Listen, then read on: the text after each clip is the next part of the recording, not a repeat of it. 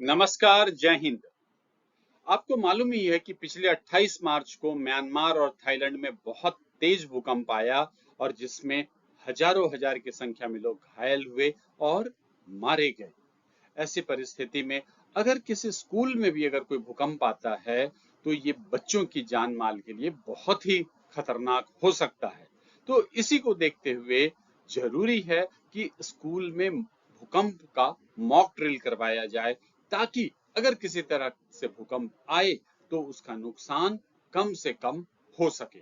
इसी को ध्यान में रखते हुए मैं ये वीडियो आपके सामने लेकर आ रहा हूँ। जब आप इस वीडियो को देखेंगे तो आप समझ पाएंगे कि मॉक ड्रिल की तैयारी क्या करनी है, यानी कि मॉक ड्रिल से पहले आपको क्या क्या बातों को ध्यान में रखना है। दूसरा, जब अर्थक्वेक पर मॉक ड्रिल चल रहा हो स्कूल में तो इस मॉक ड्रिल को कैसे करना है, इन सारी बातों को बताया जाएगा। तीसरी बात, एक बार मॉक ड्रिल खत्म हो जाता है तो उसके बाद क्या क्या सावधानी बरतनी है, क्या क्या चीजें उसमें बतानी है, ये सारी बातें मॉक ड्रिल के बाद वाले थर्ड स्टेज में बताया जाएगा। अब हम इन तीनों स्टेज का एक एक करके डिस्कशन स्टार्ट करते हैं। तो सबसे पहला स्टेज है प्लानिंग और प्रिपरेशन। इसके लिए जरूरी है कि स्कूल में एक डिजास्टर मैनेजमेंट कमिटी बनाया जाए। इस कमिटी का जिम्मेवारी होगा मॉक ड्रिल की प्लानिंग करना, ऑर्गेनाइज करना और मॉक ड्रिल को कंडक्ट करवा के उस पर निरीक्षण करना, उसको ऑब्जर्व करना कि सही तरीके से मॉक ड्रिल हो रहा या नहीं। दूसरा, कि डिजास्टर मैनेजमेंट कमेटी में कुछ खास लोगों को शामिल करना चाहिए, जैसे स्कूल के principal, class teachers, class representatives, admin staff, fleet manager. इस तरह के जो इम्पोर्टेंट लोग हैं स्कूल के, उनको इस डिजास्टर मैनेजमेंट कमेटी में शामिल करना चाहिए। इसके बाद एक अर्थक्वेक रिस्पांस प्लान बनाना चाहिए, यानी कि अगर अर्थक्वेक आता है तो उससे कैसे रिस्पांस करना है, इसकी पूरी प्लानिंग बनाना है। फिर उसके बाद पूरे स्कूल में सेफ जोन बनाना है, यानी कि कौन सा इलाका स्कूल का सुरक्षित है, इसकी पहचान करना जरूरी है। इसके बाद इवैक्यूएशन रूट बनाना है, यानी कि जब बच्चे अपने क्लासरूम में हों तो उस क्लासरूम से वो बाहर कैसे निकलें। टीचर्स जो अपने टीचर्स स्टाफ रूम में हैं, वहां से वो बाहर कैसे निकलें, इसका इवैक्यूएशन प्लान, इसके बाहर निकलने का रास्ता तय करना पड़ेगा। और उसके बाद असेंबली पॉइंट्स बनाना होगा, यानी कि जब वो बिल्डिंग से बाहर निकलकर कहां पर इकट्ठे हों, उसकी जगह भी तय करनी होगी। उसके बाद कम्युनिकेशन प्लान, यानी कि अर्थक्वेक आ जाए तो किसको और कैसे इन्फॉर्म करना है, इस बात की भी डिटेल बनाने की जरूरत होगी। इसके बाद जो अलग अलग टीम बनेगी, सबके रोल एंड रिस्पॉन्सिबिलिटीज भी तय किए जाएंगे। जैसे सबसे पहले इंसिडेंट कंट्रोलर।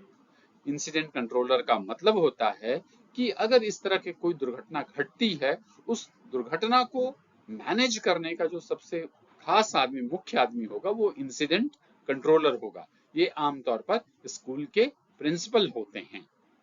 उसके बाद फ्लोर वार्डन। फ्लोर वार्डन, हर फ्लोर के एक एक खास आदमी होंगे जो कि भूकंप के आने की स्थिति में सारे बच्चों को, सारे लोगों को बाहर निकलने का रास्ता दिखाएंगे।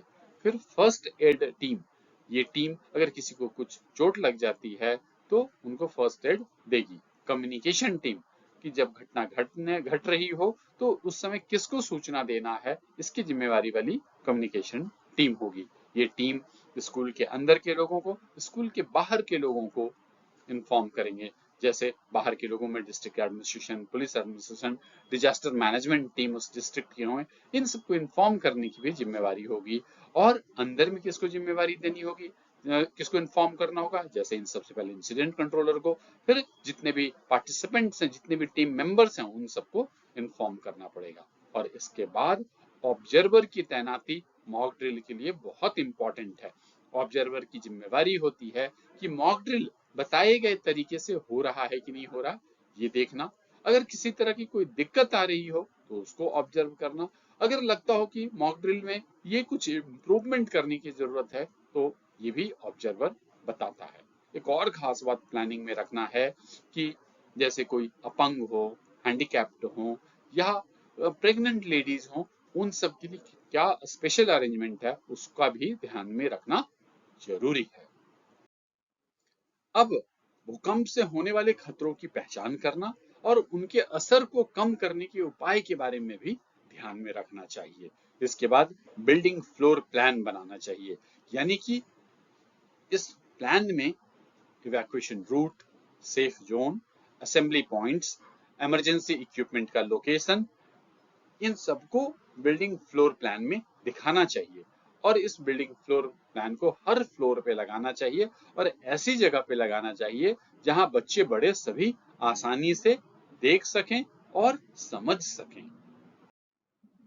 फिर इसके बाद ट्रेनिंग देना चाहिए, ओरिएंटेशन प्रोग्राम रखना चाहिए। इस ओरिएंटेशन प्रोग्राम में अर्थक्वेक सेफ्टी प्रोसीजर के बारे में अच्छे तरीके से बताना चाहिए, विशेषकर ड्रॉप, कवर और होल्ड ऑन को जरूर बताना चाहिए।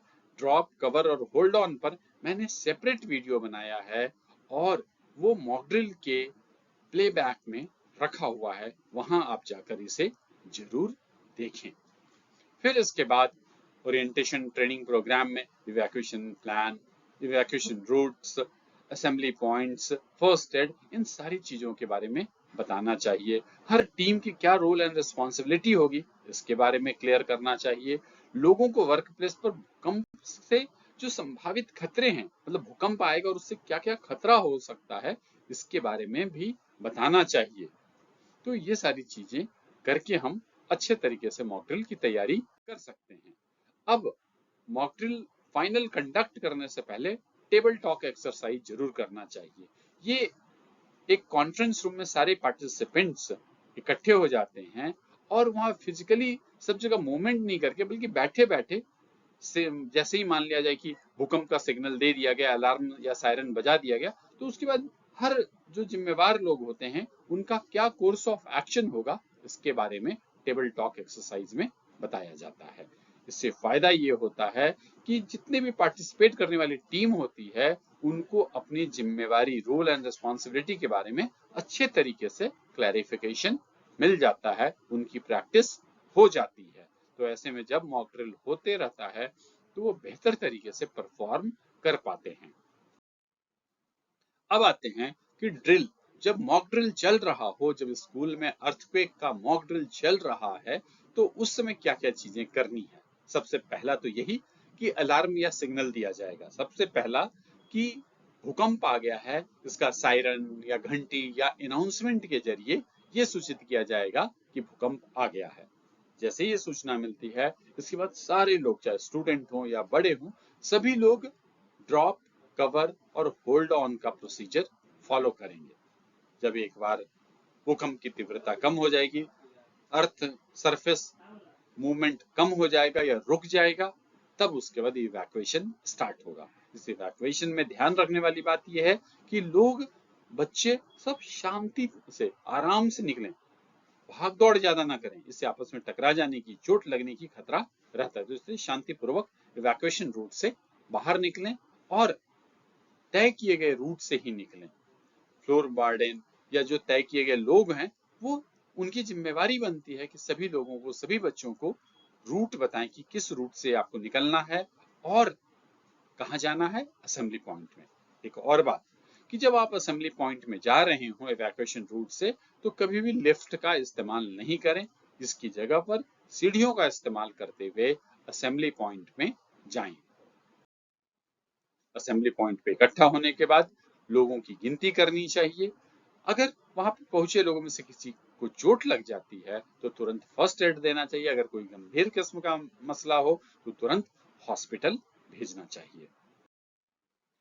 अब आते हैं डीब्रीफिंग, यानी कि जब ड्रिल खत्म हो गया है तो उसके बाद डीब्रीफिंग होता है। डीब्रीफिंग का मतलब ये होता है कि जितने भी पार्टिसिपेंट्स हैं और डिजास्टर मैनेजमेंट कमेटी के जितने भी मेंबर्स होते हैं वो सारे लोग इकट्ठे हो जाते हैं और ऑब्जर्वर सभी लोगों को ब्रीफ करते हैं कि जो ये मॉक ड्रिल हुआ इसमें क्या अच्छी बातें थी, कौन सी बात ऐसी है जिसमें इम्प्रूवमेंट करने की जरूरत है, कहाँ क्या कमियां रह गई, इन सब के बारे में ब्रीफ किया जाता है। कई बार ऐसा होता है कि पूरे ड्रिल के दौरान कई तरह की दिक्कतें आ जाती है, जैसे रूट का ब्लॉक होना, कई लोगों को प्रोसीजर के बारे में कंफ्यूजन हो जाना, कम्युनिकेशन सही तरीके से नहीं हो पाना। तो इन सब के बारे में भी ऑब्जर्वर अपनी बात रखते हैं। यानी कि ऑब्जर्वर कुल मिला के ये बताते हैं कि मॉक ड्रिल में और क्या सुधार करना चाहिए। जो इमरजेंसी रिस्पांस प्लानिंग है, अगर उसमें कोई सुधार करने की जरूरत है तो उसके बारे में भी बताया जाता है। और अल्टीमेटली ये भी बहुत इंपॉर्टेंट ध्यान में रखा जाता है कि इवैक्यूएशन में कितना टाइम लगा। ये बहुत इंपॉर्टेंट है सभी लोगों की सेफ्टी के लिए। इसके बाद फीडबैक लिया जाता है, लोगों से बातचीत की जाती है कि अगर इसमें मॉक ड्रिल में और कोई इंप्रूवमेंट के लिए कोई सजेशन हो तो जरूर बताएं। ऑब्जर्वेशन और फीडबैक के आधार पर इमरजेंसी रिस्पांस प्लानिंग में जरूरत पड़ने पे चेंजेस भी लाया जाता है। फिर उसके बाद डॉक्यूमेंटेशन किया जाता है। इसका ड्रिल का प्रॉपर फॉर्मेट होता है, उस फॉर्मेट में सारी एंट्री की जाती है। मॉक ड्रिल का डेट और टाइम, मॉक ड्रिल का नाम, पार्टिसिपेंट का नाम और सिग्नेचर, ऑब्जर्वर के ऑब्जर्वेशंस, और अगर कोई यार इमरजेंसी रिस्पांस प्लानिंग में कोई चेंजेस लाना है, कोई संशोधन करना है तो उसका भी डिटेल डाला जाता है। तो इस तरह से अगर किसी भी स्कूल में अर्थक्वेक का मॉक ड्रिल करवाया जाता है तो उम्मीद की जाती है कि दुर्भाग्यपूर्वक अगर कोई भूकंप आ भी जाता है तो वहाँ के छात्र, वहाँ के शिक्षक, सारे स्टाफ अपने आप को कैसे बचा सकते हैं, या जो नुकसान है उस नुकसान को कम से कम कैसे कर सकते हैं, इस मॉक ड्रिल के जरिए संभव हो सकता है। इसलिए बिल्कुल रियल तरीके से, अच्छे तरीके से मॉक ड्रिल करना चाहिए। इस मॉक ड्रिल का रेगुलर प्रैक्टिस करना चाहिए, कम से कम 6 महीने पे एक बार जरूर करना चाहिए, जिसमें सभी लोगों की भागीदारी होनी चाहिए। फिर इमरजेंसी रिस्पांस प्लानिंग का सिचुएशन प्रॉपर तरीके से डेवलप करके सबको अच्छे से बताना चाहिए ताकि मॉक ड्रिल इफेक्टिव रहे, और जब वास्तव में कोई दुर्घटना घटे, भूकंप आ जाए, तो इसका नुकसान कम से कम हो। मुझे उम्मीद है कि मैंने जिस तरह से बताया है इसका इस्तेमाल करके स्कूल में अर्थक्वेक का मॉक ड्रिल कंडक्ट करवाया जा सकता है अच्छे तरीके से। मुझे उम्मीद है ये वीडियो आपको पसंद आया होगा। अगर पसंद आया है तो इस चैनल को सब्सक्राइब करें, लाइक करें, कमेंट करें, शेयर करें। जय हिंद।